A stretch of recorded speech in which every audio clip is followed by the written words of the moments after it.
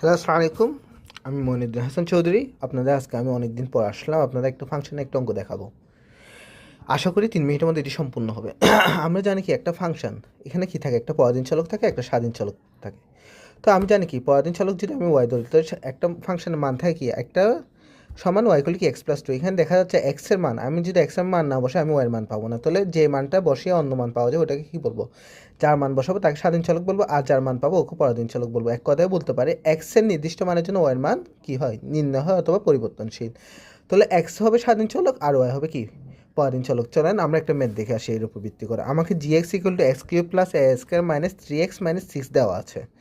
আমাকে বের করতেছে যদি এটা হয় তবে এর কোন মানের জন্য g equal to minus two equal to zero হবে, মানে এর মানে এমন একটা মান বসাতে হবে যেটার মধ্যে মাইনাস টু বসালে আমার কী হয়ে যাবে, মানটা জিরো হয়ে যাবে। তো আমার দেওয়া আছে কি g x equal to x cube plus a square minus 3x minus 6। এখানে আমি এক্সের জায়গায় যখন আমাকে মাইনাস টু বসাতে বলছে ফাংশনের জায়গায়, এক্সের জায়গায় আমি কী বসাবো, মাইনাস টু বসাবো। তো আমি মানগুলো বসালাম, দেখেন এক্স কিউবের জায়গায় মাইনাস টু হোল কিউব, আবার এক্স স্কোয়ার জায়গায় মাইনাস টু, তা মাইনাস টু কি এক্সের জায়গায় বসালাম। আমি কি জানি মাইনাস টু হোল কিউব মানে জানি কি মাইনাস এইট, কারণ হচ্ছে তিনটা মাইনাস টু মিলে কী হয় মাইনাস এইট হয়, কারণ হচ্ছে মাইনাস মাইনাসে প্লাস, প্লাস মাইনাসে মাইনাস, তাই কী হয়েছে মাইনাস এইট হয়েছে। তো মাইনাস এইট বসালাম। আবার দেখেন মাইনাস টু হোল স্কোয়ার মানে কি minus two into minus two মানে কি প্লাস ফোর, তাই প্লাস ফোরে বসালাম। তাও মাইনাস মাইনাসে প্লাস সিক্স মাইনাস এটা কাটা গেল, এটা কী গেল কাটা গেল, তাই চলে গেছে।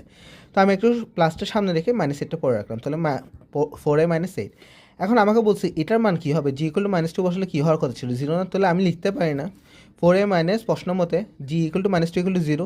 তো g equal to minus two এর মান কী পাইছি, ফোর এ মাইনাস এইট না বসালাম।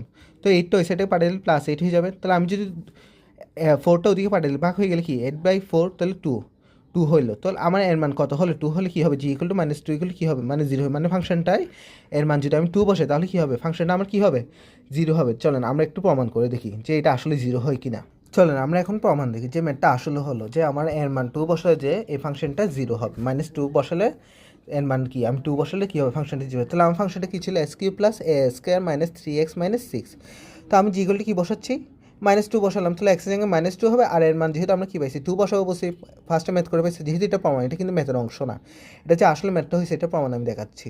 তো আমি এক্সের জায়গায় কি এর জায়গায় কী বসাবো, টু বসাবো। আমি কি জানি মাইনাস টু কিউব মানে কত, মাইনাস এইট, আর মাইনাস টু হোল স্কোয়ার মানে কত ফোর, আর এর জায়গায় কী বসালাম টু বসালাম, তারপর প্লাস সিক্স মাইনাস সিক্স। এখন দেখেন মাইনাস এইট দুই দুগুণা চার, চার দুগুণা আট, plus eight plus six minus six, সবগুলি কাটাকাটি যায় না, এটির সাথে এইট চলে যায়, সিক্সের সাথে সিক্স চলে যায়, তাহলে তাকে কি জিরো। তাহলে আমার ম্যাথটা হলো না। আমাকে প্রশ্ন করছিল কি, আমাকে প্রশ্ন করছিল, আমি আরেকবার চেক করে বলতেছি, এই দেখেন এই ম্যাথটা আরেকবার দেখেন।